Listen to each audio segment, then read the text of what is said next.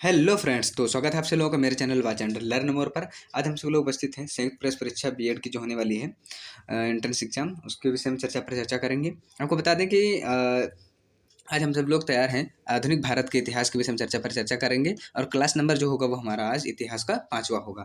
आपको बता दें कि जो शेड्यूल मैंने निर्धारित किया था पूर्व रूप से पहली क्लास से, तो उसमें कुछ थोड़ा सा बदलाव हुआ है कि इतिहास थोड़ा सा ज़्यादा विस्तृत हो जा रहा था। तो उसमें 2 से 3 क्लासेज आपको और एक्स्ट्रा देखने को मिल सकती हैं, ठीक है? किसमें? इतिहास की क्लासेस में। तो हम वो जब तैयारी को देखेंगे तो इसमें आधुनिक भारत का जो इतिहास होगा वह लगभग 3 क्लास में आप लोगों को पहुँचेगा।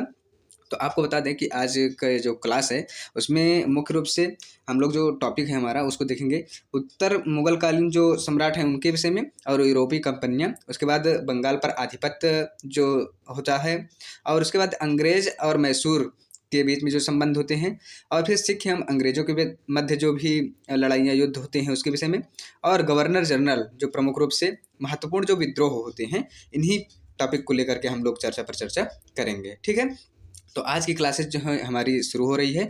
आप सभी लोग अपने मित्रों, सहयोगियों, सहपाठियों को सबसे पहले क्लास के लाइक कर दीजिए, शेयर कर दीजिए, और उनसे भी क्लास को दूसरे लोगों तक पहुंचाने के लिए भी एक सूचना दे सकते हैं, ताकि वह लोग भी इतिहास से रिलेटेड जो भी महत्वपूर्ण जानकारियां हैं उससे रूबरू हो सके, और अपने आगे आने वाली जो वैकेंसियां हैं किसी भी प्रकार की उसमें जो प्रश्न आए, अगर सामान्य तरीके से जानकारी रहेगी तो सामान्य प्रश्न जो आते हैं वो गलत ना हो सके। तो हम लोग चलते हैं, अपने आगे बढ़ते हैं और आज की क्लास को शुरू करते हैं। सबसे पहले आप सभी लोग लाइक शेयर कमेंट कर दीजिए, ठीक है?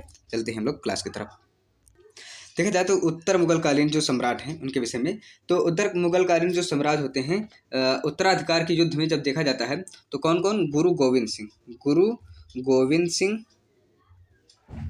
गोविंद सिंह और बहादुर शाह का नाम हम लोगों को सबसे ज़्यादा देखने को मिलता है, ठीक है? ऐसे जैसे मुगलों के स्वतंत्र होने के बाद जो राज्य एवं संस्थापक होते हैं उसमें हम लोग देखते हैं, तो इसमें बता दें आप लोगों को, तो अवध में हम लोग देखते हैं किसका? सादत खां का जो हम लोगों को देखने को मिलता है। ये होते हैं अवध में जो राज्य सत्ता स्थापित होती है, संस्थापक होते हैं। और आगे देखा जाता है तो हैदराबाद में कौन हो जाते हैं? हम लोग को देखने को मिलता है चिन किलिच खां होते हैं। और निजाम उल मुल्क आसफ हम लोगों को देखने को मिलता है जो संस्थापक के रूप में। मुगलों के स्वतंत्र होने के बाद जो राज्य होते हैं, मुगलों से जो स्वतंत्र होते हैं उसके बाद का हम लोग देख रहे हैं। तो अब देख रहे हैं और आगे जैसे तो रुहेलखंड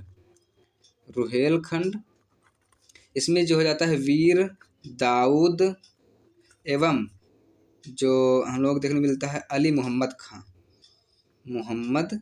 खां, ये हो जाते हैं। इसके बाद जो हो जाता है हमारा कर्नाटक देखा जाए तो कर्नाटक में सादुतुल्ला जो हो जाते हैं उनको देखने को मिलता है, सादुतुल्ला खां जो होते हैं। उसके बाद देखा जाए तो बंगाल में देखा जाए तो जो स्वतंत्र होता है राज्य, उसमें मुर्शिद कुली खां के उसमें निर्देशन में उसकी संस्थापना करता है मुर्शिद कुली खां। उसके बाद अंतिम रूप से देखा जाए तो भरतपुर में कौन? चूरामन एवं बदन सिंह, ठीक, ये हम लोग को देखने को मिलता है। हम सब लोग जो पढ़ाई अपना कर रहे हैं आज की तैयारी में, इसमें हम लोग पढ़ रहे हैं क्या? उत्तर मुगल कालीन जो सम्राट होते हैं उनके विषय में। तो बता दें कि जो उत्तर मुगल कालीन शाह होता है उसमें बहादुर शाह देखा जाता है। तो बहादुर शाह का जो पूर्व नाम होता है क्या होता है? मुअज्जम होता है। और बहादुर शाह को शाह ए खबर के नाम से पुकारा जाता था। जहांदार शाह अपने शासनकाल में लाल कुमारी नाम की वेश्या से क्या कर देता है? उसको हस्तक्षेप करने का आदेश दे रखा था। क्या मतलब? इसके जो आसपास के सबसे प्रमुख कार्य होते थे इसी में इसका हस्तक्षेप हुआ करता था। मुल्ककालीन इतिहास में सैयद बंधु हुसैन अली खां और अब्दुल खां को शासक निर्माता के रूप में जाना जाता है। हम लोग आगे जैसे बढ़े तो जहांदार शाह जो लंपट मूर्ख कहा जाता है। क्या? जहांदार शाह, इसको क्या कहा जाता है? लंपट मूर्ख। हमारी जो तैयारी चल रही है उत्तर मुगल कालीन सम्राट में, उसमें देखा जाता है कि जो सबसे घृणित कायर शासक होता है वह कौन होता है? फर्रुखसियर होता है। फर्रुखसियर ये मुगल साम्राज्य का सबसे मुगल वंश का घृणित कायर शासक होता है। फिर उसका देखा जाता है सुंदर युवतियों के प्रति अत्यधिक रुझान के कारण मोहम्मद शाह रंगीला बादशाह कहलाने लगता है, जो मोहम्मद शाह होता है। और हम लोग देखते हैं कि मोहम्मद शाह के शासनकाल में ही हैदराबाद के जो चिनकिलिस खां निजाम उल की उपाधि धारण कर लेता है और 1725 ईस्वी में स्वतंत्र राज्य की स्थापना कर देता है, जो हम लोगों ने ऊपर अभी देखा था। ठीक है। उत्तरकालीन मुगल शासकों को देखा जाए सम्राट को, तो इसमें सबसे पहले बहादुर शाह 1707 से 1712 ईस्वी तक होता है। और फिर जहांदार शाह होता है 1712 1713 ईस्वी। उसके बाद फर्रुखसियर 1713 1719 ईस्वी। फिर मोहम्मद शाह को देखा जाए तो हम लोग देखने को मिलता है मोहम्मद शाह 1719 से लेकर के 1748 ईस्वी तक। उसके बाद देखा जाता है जो अहमद शाह होता है, अहमद शाह 1748 1754 ईस्वी तक। उसके बाद आलमगीर सेकंड 1754 से लेकर 1759 ईस्वी तक। उसके बाद शाह आलम सेकंड जो होता है 1759 से 1806 ईस्वी तक होता है। फिर अकबर सेकंड को 1806 ईस्वी से 1837 ईस्वी तक। और बहादुर शाह जफर जो होता है 1837 से 1857 ईस्वी तक होता है, जो कि हमारा अंतिम शासक भी होता है। अब हम सब लोग बढ़ते हैं अपना भारत में यूरोपीय कंपनियों का जो आगमन होता है उसके विषय में चर्चा करते हैं। हम सब लोग बात करें भारत में यूरोपीय व्यापारिक कंपनियों की, तो सबसे पहले देखा जाता है तो 17 मई 1498 को जब वास्को डी गामा क्या होता है भारत के पश्चिमी तट पर अर्थात कालीकट पर पहुंचता है। ठीक, तभी भारत एवं यूरोप के बीच में जो नए समुद्री मार्ग की खोज हो जाती है। उसके बाद देखा जाता है 1505 में, कब 1505 में फ्रांसिस्को द अल्मेडा भारत में प्रथम पुर्तगाली वायसराय बनकर आता है। फिर उसके बाद देखा जाता है जो 1509 में अल्फांसो द अल्बुकर्क भारत में पुर्तगालियों के वायसराय बनकर के आता है।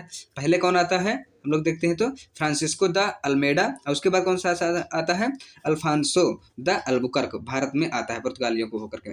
फिर इसके बाद देखा जाता है कि पुर्तगालियों ने अपना पहली कोठी जो बनाते हैं अर्थात व्यापारिक कोठी किसको बनाते हैं? कोचीन को बनाते हैं। कौन? पुर्तगाली लोग जो बनाते हैं वो किसको बनाते हैं? कोचीन को बनाते हैं। और देखा जाता है कि जो दक्षिण पूर्वी तट पर पुर्तगालियों की एकमात्र बस्ती बनती है वो कौन बनती है? सन थोमे की। कौन सी? सन थोमे की जो बस्ती बनती है वही इनकी बस्ती रहती है। उसके बाद बता दें कि जो पुर्तगालियों के बाद भारत में डच लोग आए हैं, पहला डच यात्री कौन होता है? कार्नेलियन हाउटमैन होता है। कौन?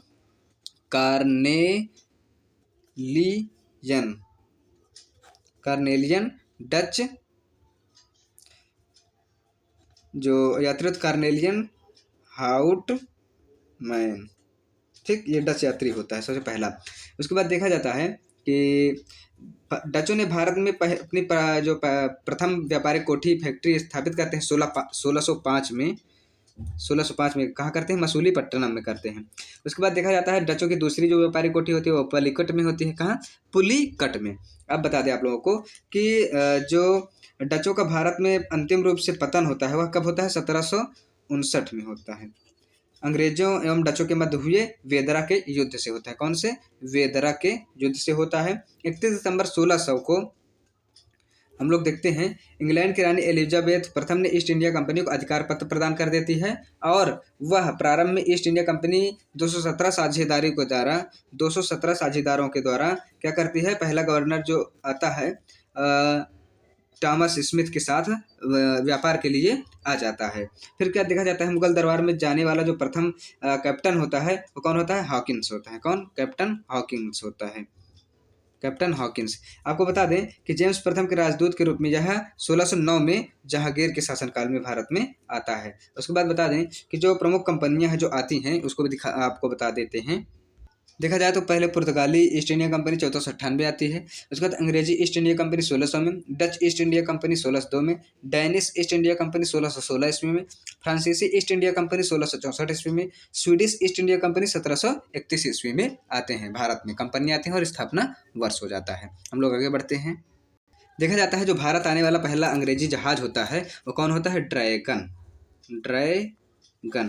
भारत पहला आने वाला जो अंग्रेजी होता है रेड ड्रैगन। कौन सा? रेड ड्रैगन पूरा नाम जो होता है। उसके बाद देखा जाए तो हम लोग देखते हैं कि 1611 में जो दक्षिण पूर्वी समुद्र तट पर सर्वप्रथम अंग्रेजों ने मसूलीपट्टनम व्यापारिक कोठी की स्थापना जो करते हैं, उसके बाद देखा जाता है कि सर थॉमस रो को अपना राजदूत बना करके कौन भेजता है? जेम्स प्रथम 1615 ईस्वी में। अब आगे हम लोग जैसे देखें तो 1639 ईस्वी में अंग्रेजों का 1639 ईस्वी में जो अंग्रेजों का फ्रांसिस डे ने चंद्रगिर के राजा के साथ मद्रास में पट्टे पर एक जमीन ले लेता है और किलाबंदी कोठी का निर्माण कर लेता है पट्टे पर लेकर के।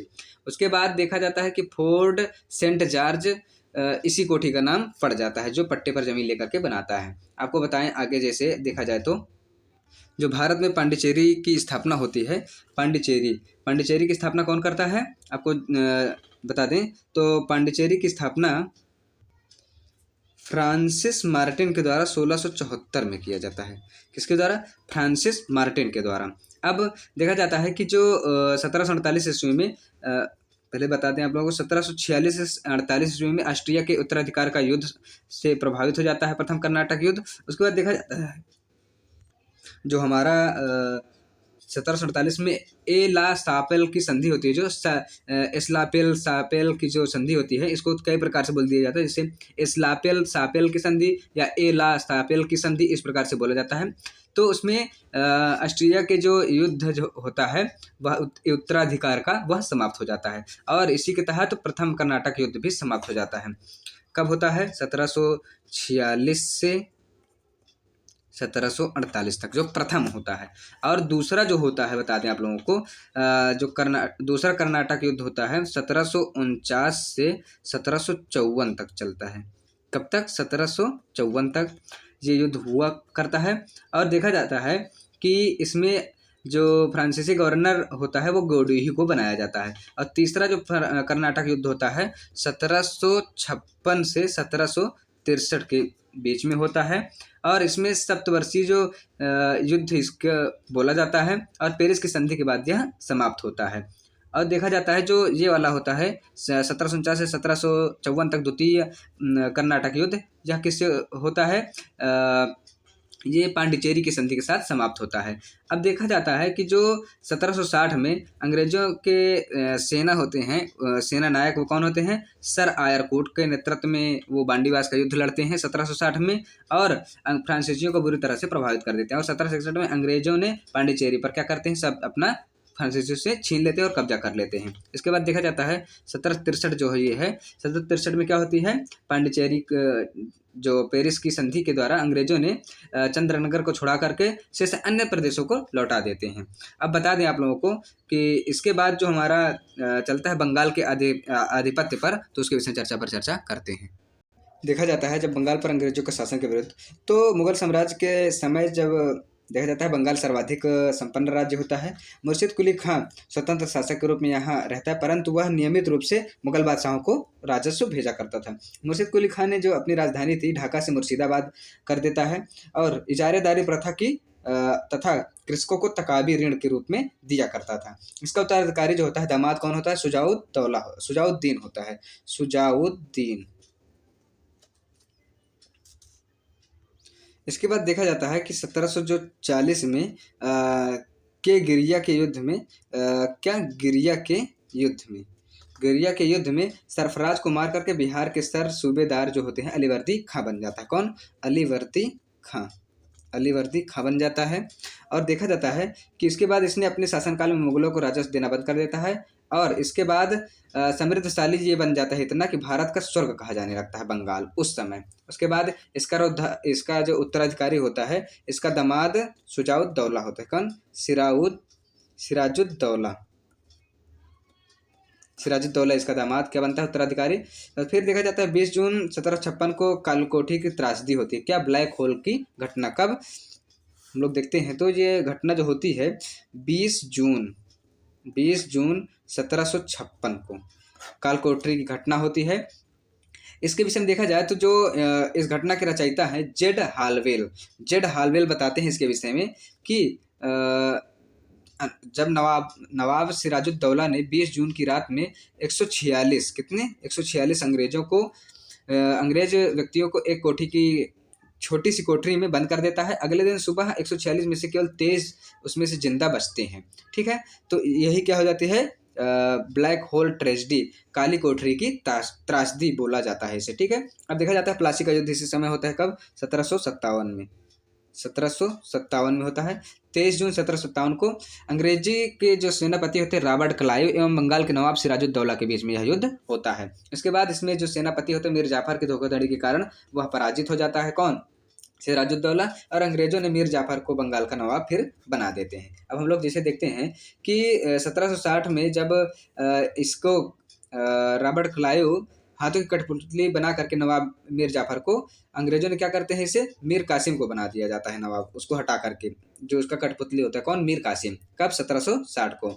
आपको बता दें कि बंगाल के जो राजधानी का क्रम होता है, पहले क्या होती है, ढाका होती है, फिर उसके बाद मुर्शिदाबाद हो जाती है, मुर्शिदाबाद, उसके बाद क्या बन जाती है, मुंगेर। ये हम लोगों को देखने को मिलता है, ढाका, मुर्शिदाबाद और मुंगेर बंगाल की जो राजधानियाँ होती हैं। इसके बाद देखा जाता है 1764 में जो बक्सर का युद्ध होता है, इसमें अंग्रेजों एवं मीर कासिम के बीच अवध के नवाब एवं शुजाउद्दौला एवं मुगल सम्राट शाह आलम द्वितीय के बीच युद्ध होता है। किसके किसके मध्य देखा जाता है, अंग्रेजों एवं मीर कासिम, अवध के नवाब शुजाउद्दौला एवं मुगल सम्राट शाह आलम द्वितीय के बीच युद्ध होता है। इस युद्ध में अंग्रेजों की विजय होती है और इस युद्ध में अंग्रेजों को सेना जो पति होता है वो कौन होता है, मुनरो हेक्टर होता है, कौन, हेक्टर मुनरो होता है। आप लोगों को बता दें बंगाल के नवाब के रूप में जितने लोग थे उनको बता देते हैं। बंगाल के नवाब के रूप में देखा जाता है तो मुर्शिद कुली खां हो जाता है 1713 से 1727 तक, शुजाउद्दीन हो जाता है 1727 से 1739 ईस्वी तक, सरफराज खां हो जाता है 1739 से 1740 ईस्वी तक, अली वर्दी खां हो जाता है 1740 से 1756 ईस्वी तक, सिराजुद्दौला हो जाता है 1756 से 1757 ईस्वी तक, मीर जाफर हो जाता है 1757 से 1760 ईस्वी तक। उसके बाद देखा जाता है मीर कासिम 1760 से लेकर 1763 ईस्वी तक, और मीर जाफर जो होता है 1763 से 1765 ईस्वी तक का जो बनता है। उसके बाद देखा जाता है निजाम उद्दौला जो होता है 1765 से लेकर 1766 तक का बनता है। और उसके बाद देखा जाता है जो सैफ उद्दौला होता है, सैफ उद्दौला 1766 से 1770 ईस्वी तक का बनता है बंगाल का नवाब। और अंतिम जो होता है मुबारक उद्दौला होता है 1770 से 1775 ईस्वी तक। यह बंगाल के नवाब के रूप में प्रमुख रूप से देखे जाते हैं। अब हम सब लोग अपने अगले टॉपिक की तरफ बढ़ते हैं। अंग्रेजों के मैसूर में जो संबंध होते हैं उसकी तरफ बढ़ते हैं। अंग्रेज मैसूर संबंध के विषय में देखा जाए तो 1761 में जब हैदर अली मैसूर का शासक बनता है और उसके बाद हैदर अली की जो मृत्यु होती है 1782 में हो जाती है। द्वितीय आंग्ल मैसूर युद्ध के दौरान हैदर अली का उत्तराधिकारी जो होता है टीपू सुल्तान बनता है, कौन, टीपू सुल्तान। अब देखा जाता है कि 1787 में टीपू ने अपनी राजधानी श्रीरंगपट्टम से में पादशाह की उपाधि को धारण करता है, अपना जो उपाधि धारण करता है। और देखा जाता है टीपू ने जो अपनी राजधानी श्रीरंगपट्टम में स्वतंत्रता का वृक्ष लगवाता है, साथ ही जैकोबिन क्लब का सदस्य भी बन जाता है। आपको बता दें जो अंग्रेज प्रथम आंग्ल मैसूर युद्ध और द्वितीय ये सब हुए थे, इनके विषय में चर्चा कर लेते हैं। आपको बता दें प्रथम आंग्ल मैसूर युद्ध 1767 से 1769 के बीच में होता है। और इसके बाद द्वितीय आंग्ल मैसूर युद्ध जो होता है वह हम लोगों को देखने को मिलता है 1780 से 1784 ईस्वी तक वारेन हेस्टिंग के समय। तृतीय आंग्ल मैसूर युद्ध 1790 से 1792 कार्नवालिस के समय, लॉर्ड कार्नवालिस। चतुर्थ आंग्ल मैसूर युद्ध होता है 1799 ईस्वी से लॉर्ड वेलेस्ली के समय। और इन युद्धों में मराठा हैदराबाद के निजाम एवं अंग्रेजों में की संयुक्त सेना मैसूर के खिलाफ लड़ रही होती है। देखा जाता है टीपू की मृत्यु श्रीरंगपट्टम की आखिरी युद्ध यानी चतुर्थ आंग्ल मैसूर युद्ध के दौरान 1799 ईस्वी में हो जाती है। टीपू सुल्तान को शेर ए मैसूर की उपाधि से भी नवाजा जाता है। जैसे आप लोगों को बता दें जो महत्वपूर्ण संधियाँ होती हैं, प्रथम आंग्ल मैसूर जो मद्रास की संधि होती है कब, 1769 ईस्वी में होती है। उसके बाद द्वितीय आंग्ल मैसूर जो युद्ध होता है मंगलौर की संधि होती है इसमें 1784 ईस्वी में। और तृतीय आंग्ल मैसूर युद्ध श्रीरंगपट्टम की संधि से होती है 1792 ईस्वी में। अब हम लोग आगे अपने टॉपिक की तरफ बढ़ते हैं, सिख एवं अंग्रेजों की तरफ। सिख अंग्रेज के विषय में देखा जाए तो सिख संप्रदाय की स्थापना का श्रेय किसको जाता है, गुरु नानक जी को जाता है, गुरु नानक। और ये प्रथम गुरु भी होते हैं, गुरु नानक के अनुयायी ही सिख कहलाते हैं।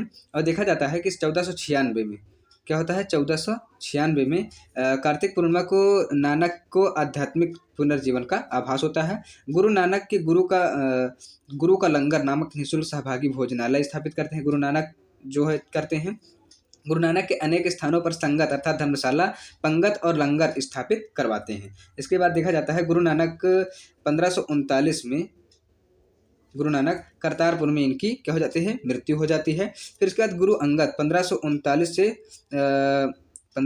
से 1552 तक क्या बनते हैं, सिखों के दूसरे गुरु बनते हैं। और जिनका पहला नाम क्या होता है, प्रारंभिक नाम लाहना होता है। क्या, लाहना। अब बता दें कि गुरुमुखी लिपि का आरंभ गुरु अंगद जी ही करते हैं। सिखों के तीसरे गुरु जो होते हैं वो कौन होते हैं, अमरदास होते हैं। अमरदास 1552 से लेकर के 1574 तक के जाते हैं। कितने तक, 1574 तक ये रहते हैं। और अमरदास हिंदुओं से पृथक होने वाले कई कार्य करते हैं। अलग विवाह पद्धति लवन का प्रचलन करते हैं। किसका, लवन का, जो अलग हिंदुओं से पद्धति प्रचलित होती है उसको। अब आपको बता दें कि इसके बाद जो अकबर ने गुरु अमरदास से गोविंदवाल जाकर भेंट की और अपनी पुत्री बीबी भानी को कई गांव दान भी करवाते हैं। उनके जो पुत्री होती हैं उनको गुरुपुत्री के रूप में। आपको बता दें कि जैसे इसके बाद रामदास जो होते हैं सन 1574 से 1581 में सिखों के चौथे गुरु बनते हैं। कौन, रामदास। इसके बाद देखा जाए तो जो गुरु अंगद होते हैं वह बनते हैं कौन, गुरु अंगद, पांचवें गुरु के रूप में 1581 से लेकर के कितना, 1581 से लेकर के 1606 ईस्वी तक। और इन्हीं को धार्मिक ग्रंथ जो सिखों का है आदि ग्रंथ, इन्हीं को क्या माना जाता है, इन्हीं के द्वारा ही रचना किया गया है। इसके बाद बता दें कि जब हम लोग देखते हैं कि जहांगीर का समय आता है 1606 ईस्वी, तो अर्जुन को मरवा दिया जाता है। उसके बाद देखा जाता है जो छठवें गुरु बनते हैं, कौन, छठवें गुरु वो कौन हो जाते हैं, हरगोविंद हो जाते हैं। कौन, हरगोविंद हो जाते हैं। इनका जो समय काल होता है 1606 से लेकर के 1645 ईस्वी तक का होता है। अब इसके बाद देखा जाता है कि ये 2 तलवार बांधकर गद्दी पर बैठते थे एवं दरबार में नगाड़ा बजाने की व्यवस्था लागू करवाते हैं। सिखों के 7वें गुरु देखा जाए तो 7वें गुरु हर राय होते हैं। कौन, हर राय। इनका जो समय काल होता है 1645 से लेकर के 1651 ईस्वी तक का होता है। 1661 ईस्वी तक का होता है, 1661 ईस्वी तक का होता है। और दारा सिकोह इनके पास आते हैं और क्या करते हैं, इनसे आशीर्वाद प्राप्त करते हैं और अपने शासन प्रशासन को आगे बढ़ाने का कार्य करते हैं। इसके बाद 8वें जो गुरु होते हैं देखा जाता है हरकिशन, जिनका समय होता है 1661 से लेकर के 1664 ईस्वी तक का। इनकी मृत्यु चेचक से हो जाती है। अब इसके बाद जो 9वें गुरु बनते हैं, 9वें गुरु तेग बहादुर। इनका समय काल जो होता है 64 से लेकर के 1664 से लेकर के 1675 ईस्वी तक का समय होता है। इस्लाम स्वीकार ये नहीं करते हैं और जिसके कारण बस जो शीशगंज के द्वार हम लोग देखते हैं गुरुद्वारा है, वहीं इनको मरवा दिया जाता है। किसके द्वारा, औरंगजेब के द्वारा। सिखों के जो 10वें गुरु होते हैं गुरु गोविंद सिंह। कौन, अंतिम, और ये 10वें और अंतिम होते हैं। कौन से, गुरु गोविंद सिंह। इनका समय होता है 1675 से लेकर के 1708 तक का ईस्वी जो इनका समय काल होता है इनको देखने को मिलता है।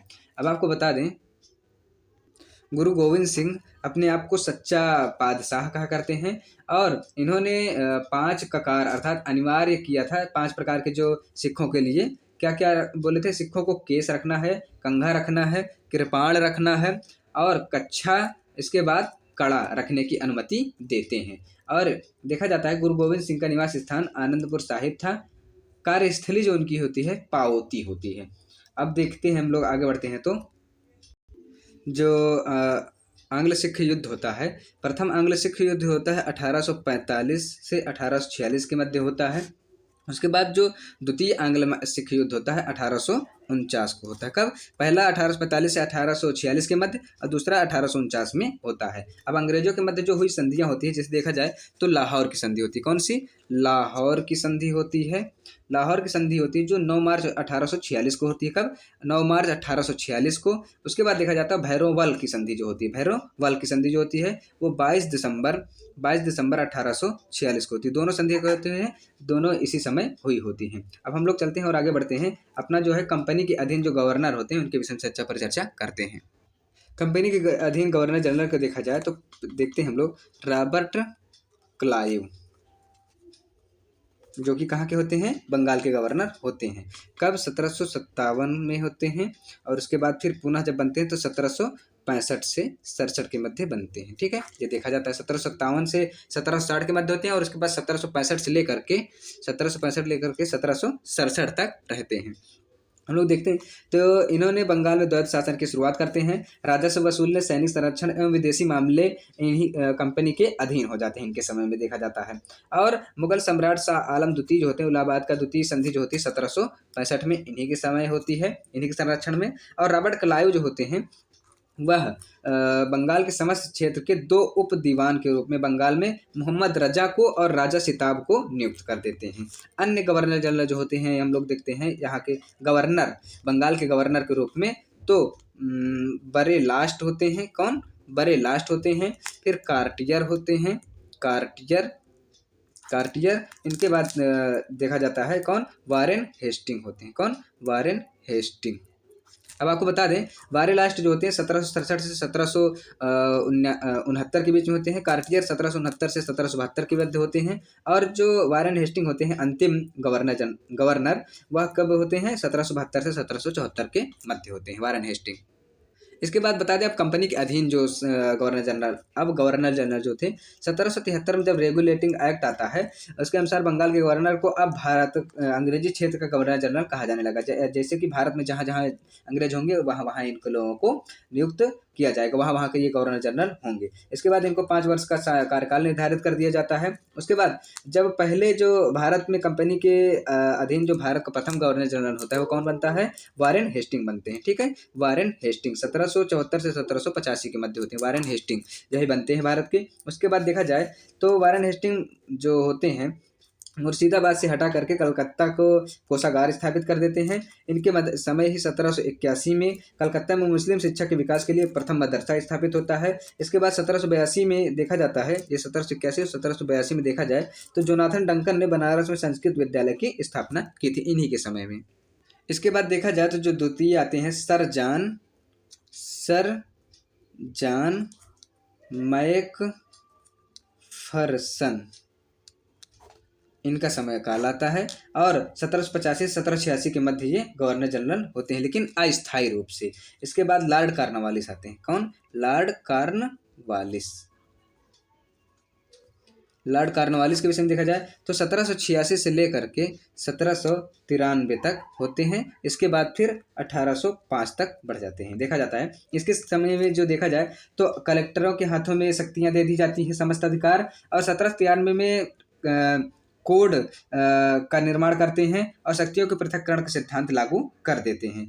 अब देखा जाता है कि 1793 में स्थायी बंदोबस्त की पद्धति लागू कर दी जाती है। स्थायी बंदोबस्त की योजना जॉन शोर बनाते हैं और बंगाल, बिहार, उड़ीसा, बनारस, मद्रास आदि जिलों में इसको लागू किया जाता है। कॉर्नवालिस भारत में नागरिक सेवा का जनक कहा जाता है। कॉर्नवालिस को क्या कहा जाता है, भारत में नागरिक सेवा का जनक कहा जाता है। इसके बाद देखा जाता है सर जॉन शोर आ जाते हैं। कौन, सर जॉन शोर। इनका जो समय काल होता है 1793 से 1798 तक का समय काल इनका होता है। ये हस्तक्षेप नीति का शुरुआत करते हैं। किसका, हस्तक्षेप नीति का शुरुआत करते हैं। इसके बाद देखा जाता है लॉर्ड वेलेस्ली का जो समय होता है 1798 से 1805 होता है। ठीक है, हम लोग को देखने को मिलता है। सहायक संधि की पद्धति का शुरुआत करते हैं। और इसके बाद देखा जाता है लॉर्ड वेलेस्ली पूर्व फ्रांसीसी गवर्नर डोपले के माध्यम से यह क्या अपना कार्य को चलाता है आगे। सहायक संधि करने वाले राज्य थे जो इस समय देखा जाता है तो कौन, हैदराबाद हो जाता है। हैदराबाद 1798 में होता है इसकी संधि। और मैसूर होता है, मैसूर 1799 में होता है। पहले हैदराबाद 1798 में, मैसूर 1799 में। और फिर इसी में तंजौर हो जाता है, तंजौर भी हो जाता है अक्टूबर में 1799 में ही इसकी भी संधि। अवध की संधि देखा जाता है, जो अवध की संधि जो हो जाती है 1801 में हो जाती है। उसके बाद पेशवा भी 1801 में ही होता है लेकिन दिसंबर में होता है। ठीक, पेशवा का कब होता है, 1801 में ही, लेकिन दिसंबर में हो जाती है। उसके बाद बरार एवं भोसले जो होते हैं, बरार एवं भोसले जो होते हैं उनका दिसंबर 1803 में हम लोगों को देखने को मिलती है जो संधि। और इसके बाद सिंधिया देखा जाता है, सिंधिया 1804 में। कब? 1804 में सिंधिया का। अब हम लोग आपको बता दें, अन्य सहायक संधि करने वाले जो राज्य होते हैं जोधपुर, जयपुर, मच्छेड़ी, बूंदी तथा भरतपुर होते हैं। इसी समय देखा जाता है टीपू सुल्तान के समय में ही क्या होता है, चतुर्थ जो आंग्ल मैसूर युद्ध होता है 1799, और इसी समय इनकी क्या हो जाती है, मृत्यु भी हो जाती है। अब देखा जाता है कि नागरिक सेवा में भर्ती किए गए जो युवकों को प्रशिक्षित करने के लिए 1800 ईस्वी में कलकत्ता में फोर्ट विलियम कॉलेज की स्थापना हो जाती है। कब? 1800 ईस्वी में। अब हम लोग आगे बढ़ते हैं और देखते हैं, बंगाल का सूर इनको स्वयं को कहा जाता था, और लॉर्ड कॉर्नवालिस 1805 में जब दूसरा काल बनता है तो शीघ्र ही इसकी मृत्यु हो जाती है। किसकी? जो हम लोग देखे हैं लॉर्ड वेलेस्ली को। अब हम लोग देखते हैं अब आगे सर जॉर्ज बारलो को। सर जॉर्ज बारलो जो है 1805 से लेकर के 1807 तक समय इनका होता है।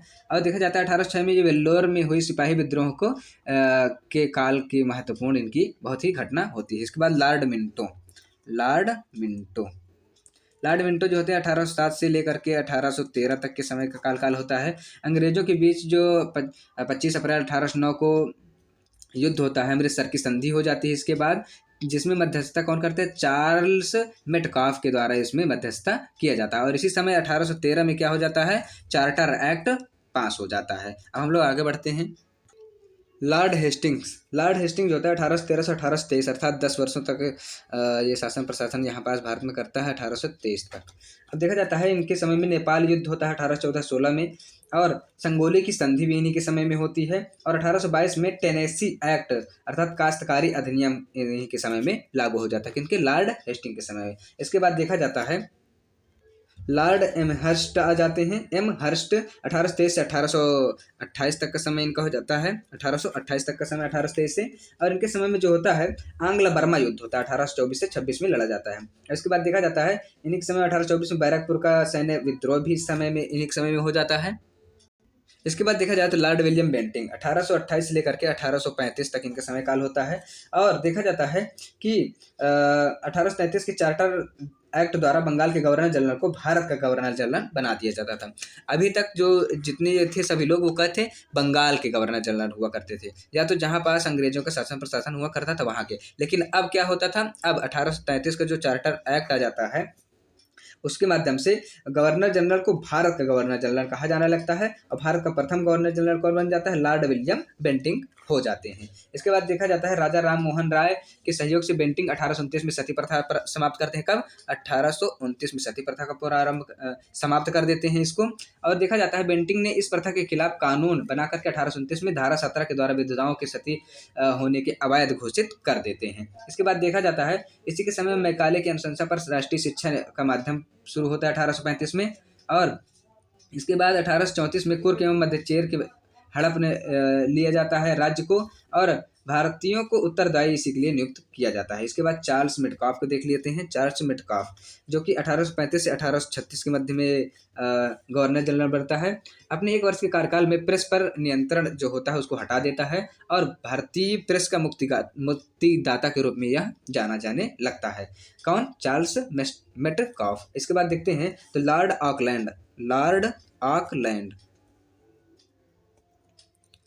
ऑकलैंड का समय जो होता है 1836 से लेकर के 1842 का समय होता है इनका। जो ये गवर्नर जनरल बनते हैं इनके समय में सबसे महत्वपूर्ण जो घटना होती है प्रथम आंग्ल अफगान युद्ध होता है, जो 1839 से 1842 के मध्य प्रारंभ चलती है। 1839 में इन्होंने कलकत्ता से दिल्ली तक के लिए जो ग्रांड ट्रंक रोड होती है उसका मरम्मत करवाते हैं। इसके बाद देखा जाता है कि भारतीय विद्यार्थियों को डॉक्टरी की शिक्षा हेतु विदेश जाने की अनुमति ब्रिटिश संसद से यही प्रदान करवाते हैं भारत के लिए। इसके बाद देखा जाता है जो लॉर्ड एलिनबर आते हैं। कौन? लॉर्ड एलिनबर या एलिनबरो भी बोल दिया जाता है। इसके बाद बता दें इनका जो 1842 से 1844 तक का समय इनका होता है। इनके समय में देखा जाता है कि 1843 में पूर्ण रूप से ब्रिटिश साम्राज्य में किसको? सिंध जो होता है हमारा उत्तरी में, उसको मिला लिया जाता है। इसके बाद देखा जाता है कि दास प्रथा का उन्मूलन इन्हीं के समय में 1843 में जो एक्ट आता है एक्ट वी के द्वारा कर दिया जाता है। अब देखा जाता है कुछ 1843 से ही 1843 से ही रविवार की छुट्टी होती है वह क्या हो जाती है, शुरुआत हो जाती है। आप लोगों को बता दें सबसे मस्ट की जो हम लोगों की आज की जो संडे अर्थात रविवार इतवार की जो छुट्टी होती है वह कब से शुरू हुई थी, 1843 से। किसके समय में, लॉर्ड एलन बरो के समय से ही शुरू हो जाती है। इसके बाद हम लोग देखते हैं लॉर्ड हार्डिंग। लॉर्ड हार्डिंग आपको बता दें 1844 से लेकर के इनका समय शुरुआत होता है और 1848 तक का जाता है। और इनके काल में सबसे महत्वपूर्ण घटना जो होती है प्रथम आंग्ल सिख युद्ध होता है और नरबली प्रथा पर क्या करते हैं, प्रतिबंध लगा देते हैं। अब हमारा आते हैं सबसे महत्वपूर्ण जो गवर्नर जनरल होते हैं, लॉर्ड डलहौजी। लॉर्ड डलहौजी इनके समय में देखा जाए तो 1848 से लेकर के 1856 के बीच में काफ़ी ज़्यादा भारत में उथल पुथल देखने को मिलता है। अब हम लोग जैसे देखें तो इन्हीं के समय द्वितीय आंग्ल मैसूर युद्ध आंग्ल सिख युद्ध होता है 1848 से 1849 के बीच में। और देखा जाता है कि पंजाब राष्ट्र का भी इसमें विलय इसी समय 1849 में होता है। अब द्वितीय आंग्ल बर्मा युद्ध भी इसी के समय में होता है 1852 में। और लोअर बर्मा एवं पीगू को अंग्रेजी राज्य में मिला लिया जाता है। देखा जाता है 1852 में जो एक इनाम कमीशन की स्थापना होती है वह इन्हीं के समय में ही होता है। और लॉर्ड डलहौजी का जो शासन काल होता है उसको पूर्ण रूप से क्या बोला जाता है, व्यपगत सिद्धांत के रूप में, क्या, डॉक्ट्रिन ऑफ लैप्स, अर्थात व्यपगत सिद्धांत, राज्य हड़प की नीति का जो प्रचलन होता है इसी के समय में हम लोगों को देखने को मिलता है। और इस नीति के तहत जब देखा जाता है तो प्रमुख रूप से कितने जो हमारे देश के राज्य होते हैं उनका क्या होता है, विलय हो जाता है। तो उसको देख लेते हैं हम सभी लोग। सर्वप्रथम देखा जाता है तो सतारा का विलय होता है कब, 1848 में हो जाता है। और फिर देखा जाता है जैतपुर का हो जाता है, जैतपुर और संभलपुर का दोनों का 1849 में देखने को मिलता है। इसके बाद देखते हैं तो बघाट, इसका 1850 में विलय हो जाता है। फिर उदयपुर का हो जाता है 1852 में। इसके बाद देखा जाता है जो झांसी होती है, जहाँ की झांसी रानी हमारी हैं जो, उनका 1853 में विलय होता है इस क्षेत्र का। उसके बाद नागपुर का विलय जो होता है 1854 में देखने को मिलता है। इसके बाद देखा जाता है जो अवध हमारा है, अवध 1856 को कुशासन के आधार जो आरोप लगा करके अंग्रेजी राज्य में इसको मिला लिया जाता है। इसमें जो शासक यहाँ का होता है वह कौन होता है, नवाब वाजिद अली शाह होते हैं। इन्हीं के शासनकाल में ही सर्वप्रथम जो हमारे यहाँ देश में रेल चलती है 1853 में, वो भी 34 किलोमीटर कहाँ से कहाँ तक के लिए चलती है, बम्बई से ठाणे तक के लिए चलती है। ठीक है, कब, 1853 में 16 अप्रैल 1853 को चलती है। कितने किलोमीटर, 34 किलोमीटर के लिए। 1854 में नया पोस्ट ऑफिस एक्ट पारित होता है और पहली बार जो डाक टिकट का क्या होता है, प्रचलन प्रारंभ हो जाता है। भारत में पृथक रूप से सार्वजनिक निर्माण विभाग की स्थापना हो जाती है। 1854 में स्वतंत्र विभाग की स्थापना हो जाती है जो कि लोक सेवा आयोग के रूप में जाना जाता है, लोक सेवा विभाग की स्थापना हो जाती है। इसके बाद जो हमारे देश में राजधानी होती है उसको शिमला को ग्रीष्मकालीन राजधानी बना दिया जाता है। 1853 का चार्टर एक्ट के द्वारा कंपनी के संचालन मंडल से कंपनी के प्रशासनिक जो अधिकारियों की नियुक्ति का अधिकार होता है वह वापस ले लिया जाता है। और उसके बाद 1853 से ही अधिकारियों की नियुक्ति के लिए प्रतियोगिता जो परीक्षा होती है वह, जिसके लिए उम्र 18 से 23 वर्ष रख दिया जाता है। आपको बता दें जो हमारे यहाँ यूपीएससी ICSE की जो तैयारियाँ होती हैं उस समय सबसे पहले सत्येंद्र नाथ टैगोर पहले भारतीय थे जो 1863 में लंदन से हुई सिविल सेवा परीक्षा में सफलता प्राप्त करते हैं। और 1922 से देखा जाता है भारत में अर्थात इलाहाबाद एवं लंदन दोनों स्थानों पर भारत के लिए जो परीक्षा होती है सिविल सेवा की वह आयोजन किया जाने लगता है। अब हम लोग आगे बढ़ते हैं। लॉर्ड कैनिंग अर्थात लॉर्ड कैनिंग जो वायसराय हुए थे उनके विषय में देखा जाए तो 1856 से लेकर के 1862 का शासनकाल इनका होता है। और 1857 के ऐतिहासिक विद्रोह इन्हीं के समय में हम लोगों को देखने को मिलता है। कैनिंग के समय में 1856 में विधवा पुनर्विवाह जो होता है पारित होता है, स्वतंत्र रूप से लागू किया जाता है। 1857 में कैनिंग के समय में ही महालेखा परिषद पद सृजित किया जाता है। भारत शासन अधिनियम जो 1858 होता है मुगल सम्राट के पद को समाप्त कर दिया जाता है इन्हीं के समय में। और मैकाले द्वारा प्रतिरूपित जो दंड संहिता होती है 1858 में कानून बना करके तथा 1859 में अपराध विधान संहिता लागू कर दिया जाता है।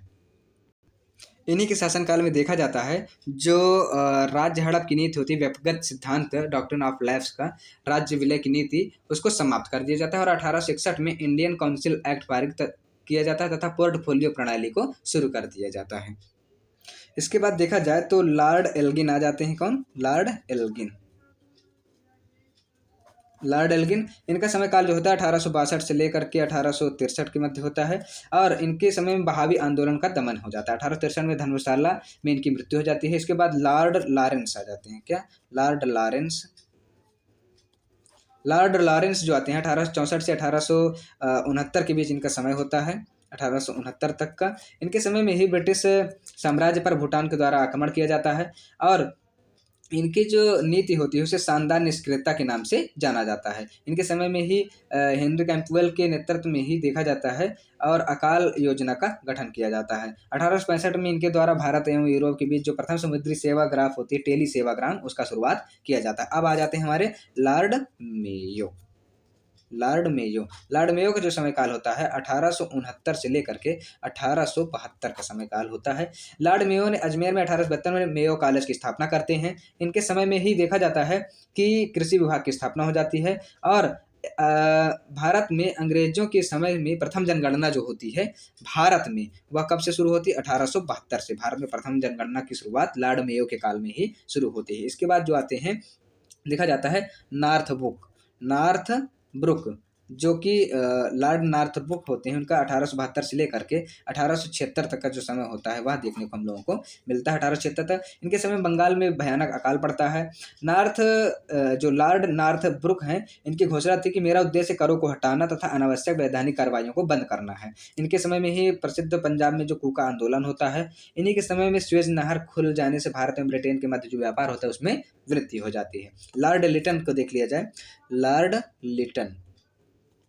लॉर्ड लिटन का जो समय होता है 1876 से लेकर के 1880 के मध्य होता है। इनके समय में उपन्यासकार, निबंध लेखकार एवं साहित्यकारों की प्रसिद्धि हो जाती है और देखा जाता है कि जो लिटन होते हैं रिचर्ड स्टेची की अध्यक्षता में एक अकाल आयोग की जो है गठन भी करते हैं। इसके बाद देखा जाए इन्हीं के समय में सन 1878 में भारतीय शस्त्र अधिनियम पारित किया जाता है। कब? 1878 में भारतीय शस्त्र अधिनियम। फिर सिविल सेवा की परीक्षाओं की जो प्रवेश की अधिकतम आयु होती है उसको कितना घट कर देते हैं? 19 वर्ष कर दिया जाता है। इसके बाद देखा जाता है लिटन ने अलीगढ़ में मुस्लिम एंग्लो प्राच्य महाविद्यालय की स्थापना भी करते हैं। कौन करते हैं? लिटन के माध्यम से अलीगढ़ में एक मुस्लिम एंग्लो प्राच्य महाविद्यालय की स्थापना किया जाता है। अब बाकी आपको लोगों को बता दें लॉर्ड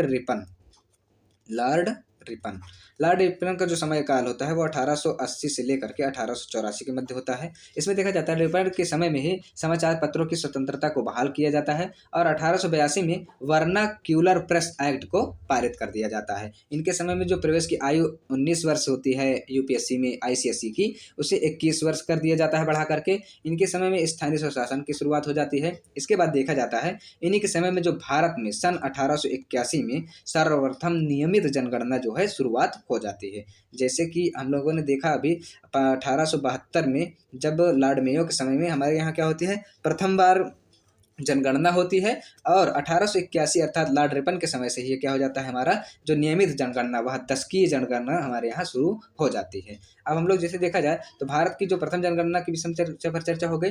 अब जैसे 1881 में देखा जाए तो प्रथम कारखाना अधिनियम भी ला दिया जाता है और इसके बाद शैक्षिक सुधारों के लिए विलियम हंटर के माध्यम से हंटर आयोग का गठन हो जाता है और फ्लोरेंस नाइटिंगेल ने रिपन को क्या करते हैं? भारत के उद्धारक की संज्ञा दे देते हैं। किसको? फ्लोरेंस जो नाइटिंगेल होती हैं उनको रिपन के माध्यम से क्या दिया जाता है? भारत के उद्धारक की संज्ञा दे दी जाती है इन्हीं के समय में। अब इसके बाद लॉर्ड डफरिन के विषय में देखा जाए। क्या? लॉर्ड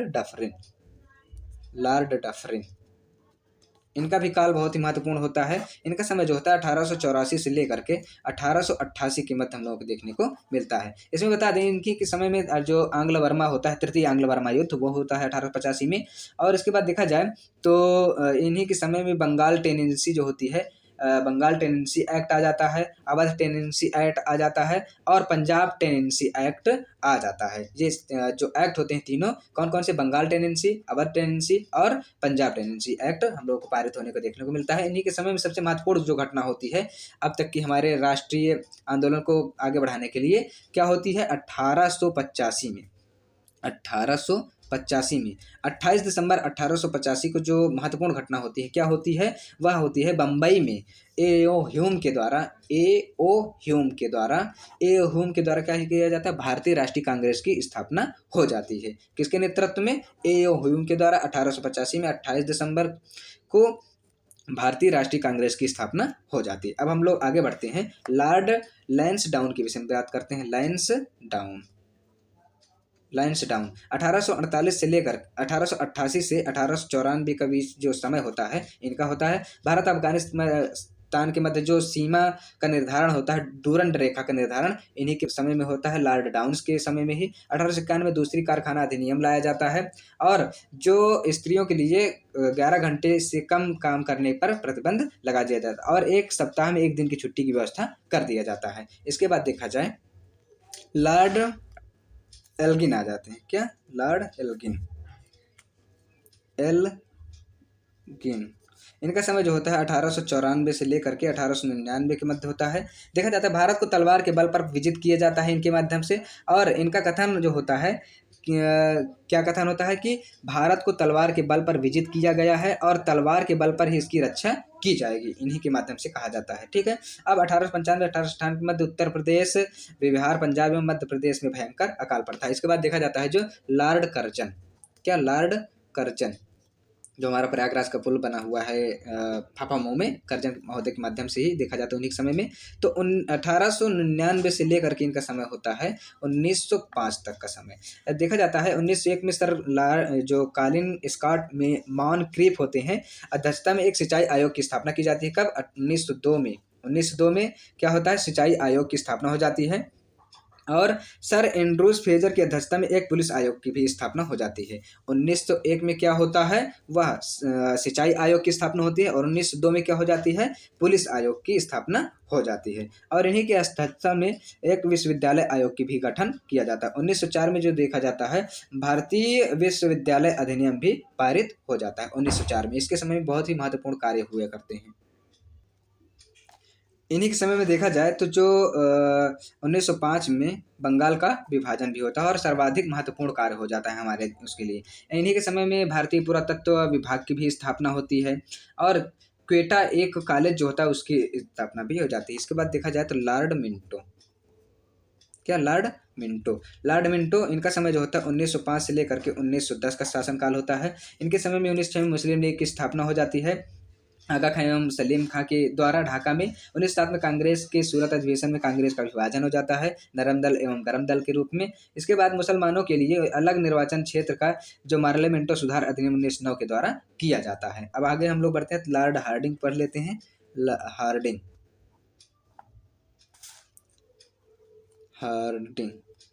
ठीक है। लॉर्ड हार्डिंग के समय जो होता है वह 1910 से 1916 के मध्य होता है और 1911 में दिल्ली में एक भव्य दरबार का आयोजन होता है जॉर्ज पंचम की, जब भारत ब्रिटेन से आते हैं। तो देखा जाता है कि इन्हीं के समय में 1912 में दिल्ली भारत की राजधानी भी बन जाती है और 1912 को लॉर्ड हार्डिंग दिल्ली पर जो बम फेंका जाता है कांड में भाई बाल मुकुंद को फांसी दे दी जाती है। ठीक है, उन्हीं को। उसके बाद देखा जाए 1916 में लॉर्ड हार्डिंग को बनारस हिंदू विश्वविद्यालय का कुलपति भी नियुक्त किया जाता है। क्या? कुलपति भी नियुक्त कर दिया जाता है। अब हम लोग आगे जैसे देखें, जिसे कुलपति या कुलाधिपति बोल दिया जाता है। आगे बढ़ें और देखें हम लोग तो जो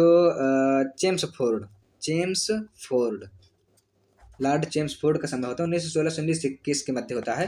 तो इन्हीं के समय में 1916 में लखनऊ अधिवेशन होता है, मुस्लिम लीग के साथ समझौता भी हो जाता है कांग्रेस का। 1916 में पूना में महिला विश्वविद्यालय की स्थापना हो जाती है। 1917 में सैडलर आयोग हो जाता है जो शिक्षा के लिए, कब? 1917 में। 1919 में भी देखा जाता है कि जो रेलवे एक्ट आता है, काला कानून, इसी के समय में ही 1919 में 13 अप्रैल को जो जलियांवाला बाग हत्याकांड हो जाता है अमृतसर में। खिलाफत आंदोलन एवं गांधी जी का असहयोग आंदोलन भी इन्हीं के समय में प्रारंभ होता है और तृतीय अफगान युद्ध भी इन्हीं के समय में हम लोग को देखने को मिलता है।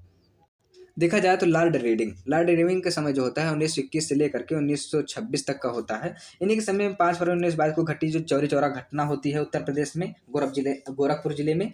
इसके बाद महात्मा गांधी जी द्वारा अपना जो सहयोग आंदोलन उसे वापस ले लिया जाता है। 1923 में देखा जाता है कि चित्तरंजन दास एवं मोतीलाल नेहरू के द्वारा इलाहाबाद में कांग्रेस के कार्यालय के अंतर्गत स्वराज पार्टी का स्थापना हो जाती है। उसके बाद देखा जाए तो इनके शासनकाल में ही 1921 में मोपला विद्रोह होता है और 1921 में एम.एन. राय के द्वारा भारतीय कम्युनिस्ट पार्टी का गठन किया जाता है। इसके बाद 1922 में ही विश्व भारती विश्वविद्यालय का कार्य प्रारंभ हो जाता है। 1925 में प्रसिद्ध आर्य समाजी राष्ट्रवादी नेता जो स्वामी श्रद्धानंद जी होते हैं, इन्हीं के समय में क्या होती है, हत्या हो जाती है। अब इरविन के विषय में देख लेते हैं हम लोग, लॉर्ड इरविन।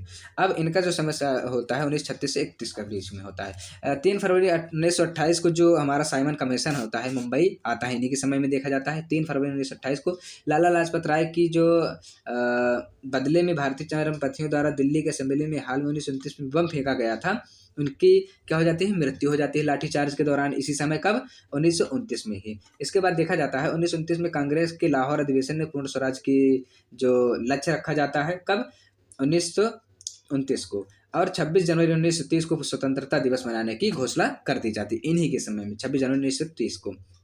अब देखा जाता है कि सविनय अवज्ञा आंदोलन जो होता है 5 मई 1930 को गांधी जी के द्वारा शुरू किया जाता है इसी समय, और गिरफ्तार कर लिया जाता है गांधी जी को। 25 जनवरी 1931 को वायसराय इरविन बिना कोई शर्त के इन्हें रिहा कर देते हैं। इसके बाद देखा जाता है कि प्रथम गोलमेज सम्मेलन जो होता है 12 नवंबर 1930 को, वह प्रथम गोलमेज सम्मेलन लंदन में आयोजित होता है।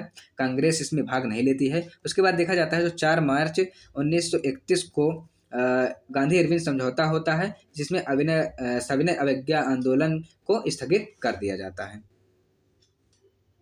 लॉर्ड वेलिंगटन के विषय में देखा जाए तो 1931 से लेकर के 1936 का जो शासनकाल होता है, इसके समय में देखा जाता है। अब इनका समय 7 सितंबर से 1 दिसंबर तक 1931 तक द्वितीय गोलमेज सम्मेलन यही के समय में होता है। और 3 जनवरी 1932 को दोबारा सविनय जो गांधी जी के द्वारा क्या हो जाता है, दूसरे गोलमेज की जो असफलता होती है उसके बाद शुरू कर दिया जाता है। फिर 1932 में रेंजे मैकडोनल्ड ने विवादास्पद जो सांप्रदायिक पंचाट की घोषणा करते हैं, इन्हीं के अनुसार इन्हीं के समय में होता है। पूना जो समझौता होता है 24 सितंबर 1932 को इन्हीं के समय में होता है। और देखा जाता है कि लंदन में जो तृतीय गोलमेज सम्मेलन होता है 24 दिसंबर को 1932 में, इन्हीं के समय में होता है। बिहार में 1934 में भयंकर जो भूकंप आता है, इन्हीं के समय में देखा जाता है।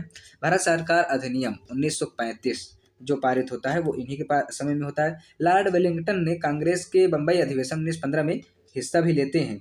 इसके बाद देखा जाता है जो लॉर्ड लिनलिथगो आ जाते हैं। कौन? लॉर्ड लिनलिथगो, भारत के लॉर्ड गवर्नर जनरल के रूप में इनके समय पहली बार चुनाव कराए जाते हैं। और कांग्रेस ने 11 में से 8 प्रांतों पर विजय प्राप्त करती है, जिसमें बॉम्बे, मद्रास, बिहार, संयुक्त प्रांत, मध्य प्रांत और उड़ीसा, उत्तर पश्चिम सीमांत प्रांत तथा असम, ये सभी जगहों पर क्या होती है, विजय प्राप्त करती है और अपनी सरकार बनाने के लिए बहुमत प्राप्त कर ले जाती है। अब देखा जाता है कि 1 सितंबर 1939 को द्वितीय विश्व युद्ध भी शुरू हो जाता है। इसके बाद ब्रिटिश सरकार भारतीयों से पूछे जाने पर कि क्या वो भारत युद्ध में भाग लेगी, तो इसी के साथ में भारत को इसमें झोंक दिया जाता है। कांग्रेस ने इसका विरोध किया और नारा दिया, ना कोई भाई ना कोई पाई, अर्थात इसके द्वारा शासित जो प्रांत होते हैं उसमें मंत्रिमंडल से त्याग पत्र दे दिया जाता है इसी के खिलाफ में, क्योंकि भारत के जो सैनिक होते हैं द्वितीय विश्व युद्ध में इनको लगा दिया जाता है। 1 मई 1939 में सुभाष चंद्र बोस ने फॉरवर्ड ब्लॉक के माध्यम से एक नई स्थापना बनाते हैं, एक नई पार्टी बनाते हैं फॉरवर्ड ब्लॉक नाम की। कब? 1 मई 1939 को। 1940 में जो लीग होती है, लाहौर अधिवेशन में पहली बार पाकिस्तान की मांग कर दी जाती है मुस्लिम लीग के माध्यम से। 8 अगस्त 1940 को अगस्त प्रस्ताव पारित होता है। कब? 8 अगस्त 1940 को। 1942 में क्रिप्स मिशन भारत आता है। भारत कब आता है क्रिप्स मिशन? 1942 को। और देखा जाता है कि जो 9 अगस्त 1942 को क्रिप्स मिशन लौटने के बाद क्या होता है, भारत में आंदोलन छिड़ जाता है। कौन सा? भारत छोड़ो आंदोलन, ठीक, गांधी जी के माध्यम से प्रारंभ किया जाता है। उसके बाद 1943 में जो देखा जाता है कि 1943 में बंगाल में भयानक अकाल पड़ जाता है। इसके बाद देखा जाए तो लॉर्ड वेविल का जो समय होता है 1944 से 1947 के मध्य होता है। शिमला समझौता इन्हीं के समय में होता है 1945 में। कैबिनेट मिशन जो 1946 में भारत आता है वह इन्हीं के समय में आता है। इसके मिशन के सदस्य जो होते हैं स्टैफोर्ड क्रिप्स होते हैं, पैथिक लॉरेंस होते हैं और AB अलेक्जेंडर। कौन कौन होते हैं?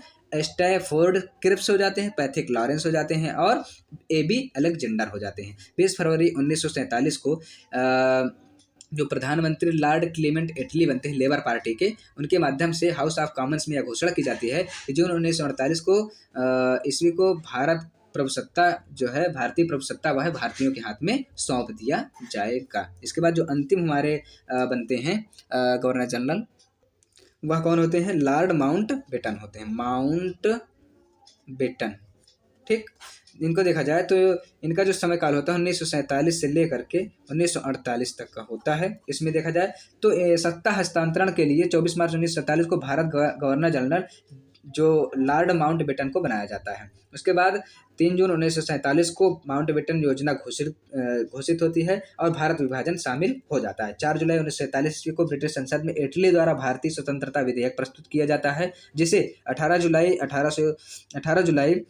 1847 को स्वीकृति मिल जाती है और विधेयक के अनुसार भारत और पाकिस्तान स्वतंत्र रूप से 2 राष्ट्र की घोषणा होती है। यह जो हमारी बहुत ही प्रमुख रूप से जो भारत की स्वतंत्रता तक की जो घटना होती है वह हो जाती है। उसके बाद 15 अगस्त 1947 को भारत एक स्वतंत्र राष्ट्र के रूप में उभर कर आता है और भारत सरकार का प्रथम गवर्नर जनरल जो होता है वह कौन बन जाते हैं? लॉर्ड माउंटबेटन हो जाते हैं। इन्हीं को क्या बोला जाता है? भारत के अंतिम गवर्नर जनरल, जो ब्रिटिश के अंतिम गवर्नर जनरल बोला जाता है, और भारत का प्रथम गवर्नर जनरल जो हो जाते हैं वो कौन हो जाते हैं? सॉरी, इसमें थोड़ा सा कन्फ्यूजन जैसे कि लॉर्ड माउंटबेटन जो होते हैं वो भारत के स्वतंत्र रूप से पहले ब्रिटिश गवर्नर जनरल होते हैं। ठीक है, उसके बाद देखा जाए तो भारत जब स्वतंत्र होता है तो प्रथम गवर्नर जनरल कौन हो जाते हैं? भारतीय वह कौन होते हैं? सी राजगोपालाचारी हो जाते हैं। कौन? सी राजगोपालाचारी ये हो जाते हैं। इसके बाद देखा जाए तो अंग्रेजी शासन के विरुद्ध जो महत्वपूर्ण विद्रोह होते हैं उसको देख लेते हैं। सन्यासी विद्रोह जो होता है प्रभावित क्षेत्र बिहार एवं बंगाल होता है। इसमें संबंधित नेता जो होते हैं केना सरकार और दिरजी नारायण होते हैं। यह समय कब होता है? 1760 से 1800 ईस्वी तक का समय इसमें होता है। संथाली जो सन्यासी विद्रोह होता है। फकीर विद्रोह देखा जाए तो बंगाल प्रभावित क्षेत्र होता है। मजनून शाह एवं चिराग अली इसमें नेतृत्व करता होते हैं। 1776 से 1777 ईस्वी तक का ये समय काल होता है। चुआरो विद्रोह देखा जाए तो बांगुड़ा बंगाल में दुर्जन सिंह के माध्यम से 1798 ईस्वी में। प्रमुख हम लोग देख लेते हैं। इसके बाद भील विद्रोह देखा जाए तो भील विद्रोह पश्चिमी घाट सेवाराम इसके जो नेतृत्व करता होते हैं और 1825 से 1830 के मध्य में इसमें देखा जाता है। उसके बाद देखा जाए तो अहोम विद्रोह जो असम में होता है। गोमधर कुंवर इसके नेतृत्व करता है और 1828 में इसका समय होता है देखा जाता है। कोल विद्रोह देखा जाए तो छोटा नागपुर में होता है। गोमधर कुंवर इसके वो होते हैं और 1831 से 32 का समय इसमें दिखाता है हम लोगों को। उसके बाद देखा जाए तो नील विद्रोह बंगाल में और बिहार में इसका प्रभावित क्षेत्र होता है। तिरुत सिंह के द्वारा किया जाता है 1854 से 62 के मध्य में। इसके बाद संथाल विद्रोह होता है। बंगाल एवं बिहार प्रभावित क्षेत्र होते हैं। सिद्धू कान्हू के माध्यम से इसमें नेतृत्व करता होते हैं। 1855 से 1856 के मध्य में इसमें समय काल होता है। और देखा जाए इसमें मुख्य रूप से तो मुंडा विद्रोह बिहार में होता है। बिरसा मुंडा के माध्यम से होता है और 1899 से 1900 जो समय काल होता है इसमें देखा जाता है। उसके बाद पाइका विद्रोह उड़ीसा में होता है। बक्सी जगबंधु के माध्यम से नेतृत्व करता होते हैं और 1817 से 1825 समय काल इसमें देखा जाता है। नील विद्रोह जो द्वितीय होता है उसमें बंगाल में जो इसका देखा जाता है दिगंबर के माध्यम से दिगंबर नेतृत्व करता है। 1859 से 60 के मध्य में किया जाता है। पावना विद्रोह होता है। पावना बंगाल में ईशान चंद्र एवं राय एवं शंभुपाल के माध्यम से 1873 से 1876 के मध्य होता है। उसके बाद देखा जाता है जो मोपला विद्रोह होता है मालाबार केरल में होता है। अली मुसलियार के माध्यम से किया जाता है 1920 से 1922 के बीच में। कुका जो आंदोलन होता है पंजाब में भगवत जवाहर मल के माध्यम से किया जाता है। फिर देखा जाता है जो तेभागा आंदोलन होता है बंगाल में कंपा राम सिंह एवं भावन सिंह के माध्यम से 1946 ईस्वी में। और तेलंगाना आंदोलन जो होता है आंध्र प्रदेश में होता है 1946 में। आप लोगों को बता दें कि जो हमारा क्लास था आज का पूरा, महत्वपूर्ण विद्रोह, गवर्नर जनरल अंग्रेज, मैसूर सिख एवं बंगाल पर आधिपत्य एवं अंग्रेजों का और यूरोपीय कंपनियों का भारत में आगमन, इससे रिलेटेड जो हमारा क्लास था वो आज की क्लास समाप्त होती है। तो आप लोगों को बता दें कि आप लोगों की जो इतिहास की प्राचीन कालीन इतिहास भारत का और मध्यकालीन भारतीय इतिहास ये कंप्लीट हो चुका है। आधुनिक भारत के इतिहास की ये प्रथम क्लास हम लोग आज क्लियर कर रहे हैं। आप लोगों को बता दें कि अपनी तैयारी के लिए प्लेलिस्ट लगा दिया गया है आपकी, और जा करके क्लास अच्छे तरीके से देख करके आप अपनी तैयारी को अच्छे तरीके से धार दे सकते हैं। क्लास को लाइक शेयर कमेंट सब्सक्राइब करते रहिए और अपने मित्रों, सहयोगियों, सहपाठियों के पास भी इसे प्रेषित किया करिए। फॉर्म फिल हो रहा है, आप लोग जल्द से जल्द फॉर्म फिल करके अपनी तैयारी में जुट जाइए। इस बार फीस भी बढ़ गई है, 1650 जनरल एंड OBC EWS के छात्रों के लिए, SC ST के छात्रों के लिए 850 फीस है। और इस बार की जो तैयारी है आप लोग अच्छे तरीके से करिए, ताकि जो आप लोगों को सरकारी विद्यालय या महाविद्यालय या यूनिवर्सिटी से करना है तो उसके लिए अच्छे तरीके से अंक प्राप्त कर सकें। आप लोग अच्छे तैयारी करते जाइए, ताकि जो आगे आने वाली जो वैकेंसियाँ हैं जिसमें BEd शिक्षक के रूप में अब अनिवार्य कर दिया गया है, तो उसके लिए आप योग्यता धारित कर पाएँ। तो सबसे पहले आप लोगों को एंट्रेंस देना पड़ेगा, बिना एंट्रेंस के आप लोग आगे नहीं बढ़ सकते हैं। इसीलिए तो आप लोग क्लास को देखते रहिए, लाइक शेयर कमेंट सब्सक्राइब करते रहिए। जो कुछ भी नहीं समझ में आता है उसके लिए आप लोग ज़्यादा से ज़्यादा कमेंट करके बता सकते हैं।